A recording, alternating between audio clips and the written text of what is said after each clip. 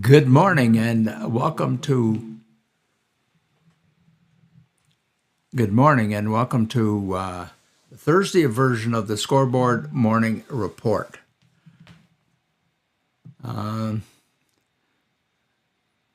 Great action in the NHL yesterday, both on the ice and in the boardrooms, and I'll get to report on some of that at least for you.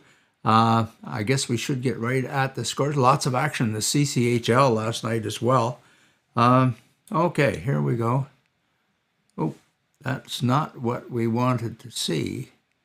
I don't know where that baby came from, but let's do that. And let's do this. See if that improves the situation any. My apologies. It's been that kind of morning here, folks. Lots of turns arounds and twists and those kinds of things. Let's see what happens if we do this.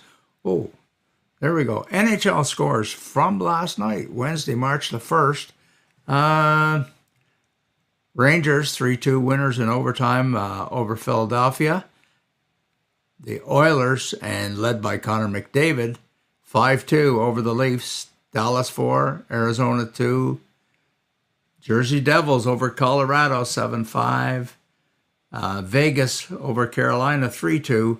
And Washington over Anaheim in overtime 3-2. Lots of big games coming up tonight as we're getting a little closer to the crunch time. Trade deadline tomorrow, but there's been so much happening prior to the to the trade deadline. We don't know how much action there will be tomorrow. Senators, rumor seems to be that they're still got one game to go. Buffalo's in Boston tonight. Well, Boston's been bulking up, and Sabres need that win to keep ahead of Detroit and Ottawa and to try to catch Pittsburgh. Nashville at Florida. Those Ottawa Senators are playing the Rangers, who have added a few bodies to their ranks. Of course, the Senators made that big addition from Arizona to their D-corps yesterday. Pittsburgh's at Tampa. Who we cheering for that one? Tampa's pressuring the Leafs, and Pittsburgh's hanging on to that playoff spot just ahead of Sabres, Detroit, and Ottawa. Seattle's at Detroit. Red Wings still reeling from those back-to-back losses in Ottawa. Sorry about that, John.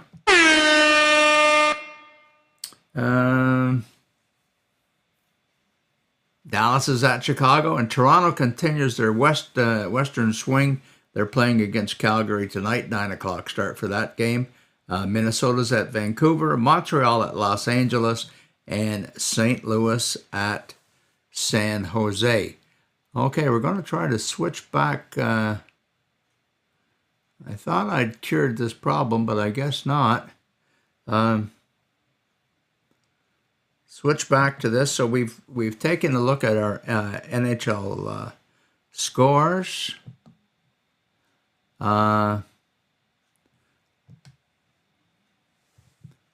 guess that didn't cure a thing.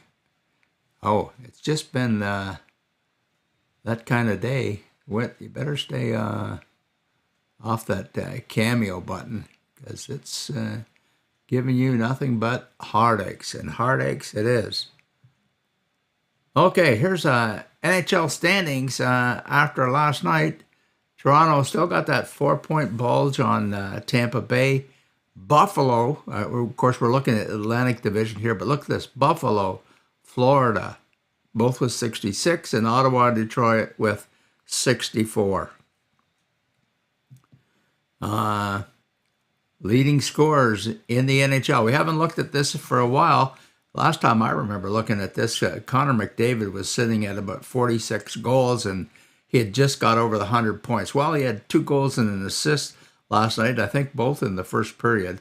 And so he's now sitting at 52 goals, 66 assists, 118 points. Gee, I mean, that's a 28-point lead over his teammate Leon Draisaitl. We look for a little further down the list, and we see Mitch Marner from Toronto, 21 and 55 for 76 points.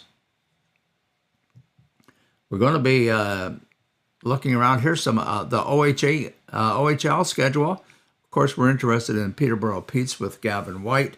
They have Saginaw Spirit are coming in for tonight's game. This is a regular Thursday night game. And then Friday night, Peterborough makes a trip down to play the Niagara Flyers down in St. Catharines. Don't know what if we got. That's last week's. We saw those scores. I guess we not much action for NCAA guys. No action for Gavin McCarthy in Oakville, and that's for tonight. There's no action for him, and same thing with Ryan Gillespie. I think out in BC, the Salmon Arm Silverbacks don't play until Saturday night.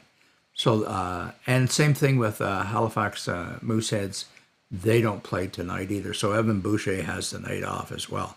So it's time for us to, let's not quite take a look at that. Let's see. CCHL. Here we go. There's Wednesday scores. Pembroke lost in the PN 3-2. And then last night in the shootout, Brockville 4, Rockland 3. We'll get to that in just a minute. Lots more action tonight. Hawkesbury's back in Brockville. Key game there. Kempville's at Rockland. Key game for both those teams. I think they're only a point apart. Pembroke's at Navan and Renfrew at Smith Falls. More important for Renfrew than for Smith Falls.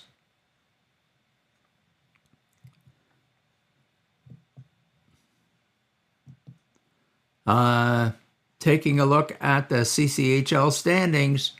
Well, how about this? Look at Carleton Place, Renfrew, and Brockville, 61, 60, 58. And then we skip down to the Iserman division. Hawkesbury's in there at 59.